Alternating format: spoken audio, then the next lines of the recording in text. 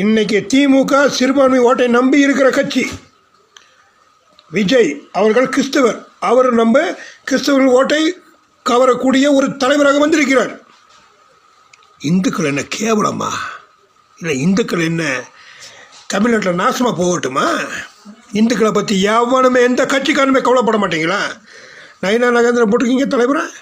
அவர் என்ன பண்ணுறாரு? அதிமுகவோட சமரசமாக இருக்கார், திமுகவோட சமரசமாக இருக்கார். சரிங்க, அந்த அந்த மத பிரச்சனை வேண்டாம். தமிழ்நாட்டில் ஒரு ஊழல் நடக்குதுன்னா அதை எடுத்து சொல்கிறதுக்கு எந்த பாஜக தலைவனுக்கு தெம்பு இருக்குது, திராணி இருக்குது, வல்லமை இருக்குது? அதே எந்த அதிமுகவுக்கு திறமை இருக்குது, தெம்பு இருக்குது, வல்லமை இருக்குது? அண்ணாமலை ஒருவரால் தானே முடியும். இது வரைக்கும் சொல்கிறேன், இனியும் சொல்கிறேன், அண்ணாமலை தான் தமிழ்நாட்டில் மிகப்பெரிய ஒரு களமாட முடியும், மிகப்பெரிய ஒரு ஓட் பேங்கை உருவாக்க முடியும். அண்ணாமலை தான் பாஜக ஆட்சியை மீண்டும் கொண்டு வர முடியும். அதை எத்தனையோ டைம் சொல்லிட்டேன். இந்த டெல்லி பாஜக புரியவே மாட்டேங்குது. இன்னுமே இந்த இரண்டாம் கட்ட தலைவர்கள் பேச்சையும் அதிமுக பேச்சையும் கேட்டுக்கிட்டு இன்னுமே அண்ணாமலையை ஒதுக்கி வைத்து தமிழ்நாட்டில் ஐயோ சாமி, யார் எப்படி போன என்ன சாமி, நம்ம கட்சி வளரணும், அதைத்தான் அண்ணாமலை செய்தார்.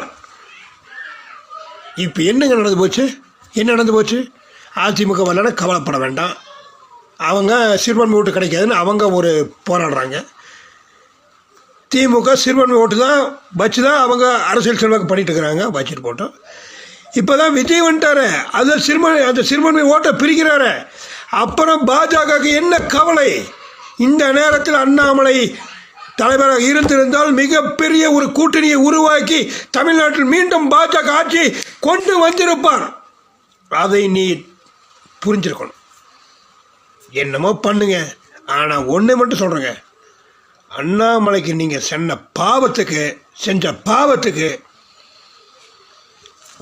நிச்சயமாக தமிழ்நாட்டில் இன்னைக்கு பிஜேபி கட்சிகள் இல்லாமல் போச்சு. ஏன் தெரியுமா? அண்ணாமலை இல்லைன்னா அவன் விலகிட்டு போயிட்டான்.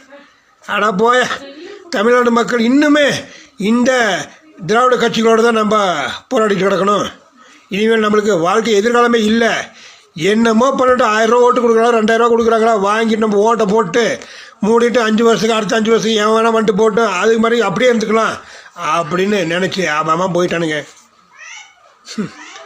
அண்ணாமலை மட்டும் தலைவராக இருந்திருந்தால் இன்றைக்கு தமிழக பாஜகவில் ஒரு மிகப்பெரிய ஒரு பிரகாசம் உருவாயிருக்கும். நிச்சயமாக ஆட்சியை பிடிக்கிற அளவுக்கு ஒரு பவர் இருந்துச்சுங்க அண்ணாமலைகிட்ட.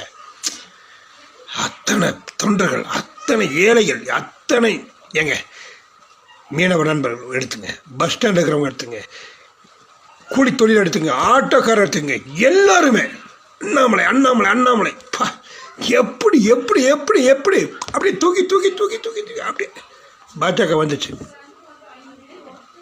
தலைவரை மாற்றிட்டு ஒரே நொடியில் அப்படியே தூக்கி அப்படியே அடிச்சிங்க பார்த்தீங்களா?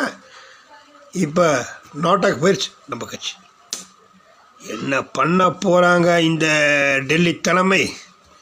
என்ன வேணால் பண்ணிட்டு போங்க, ஆனால் அண்ணாமலை ஒரு மனுஷன் மட்டும் இல்லைன்னா தமிழ்நாட்டில் நிச்சயமாக சத்தியமாக பாஜக கட்சியே இல்லை. ஜெய் மோடி சர்க்கார், ஜெய் அமித்ஷா தர்பார்.